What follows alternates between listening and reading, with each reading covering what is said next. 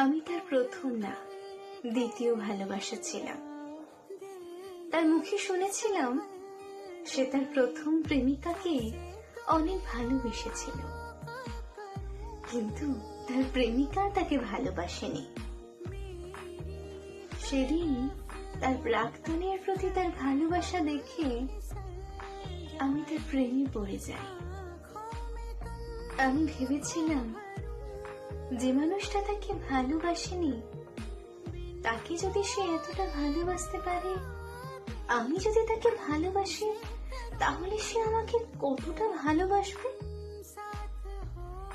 কিন্তু আমি ভুলছিলাম। আসলে মানুষ খুব সহজে কোনো জিনিস পেয়ে গেলে না, তার মূল্য দিতে ভুলে যায়। তার জলজান্ত প্রমাণ আমি নিজেই।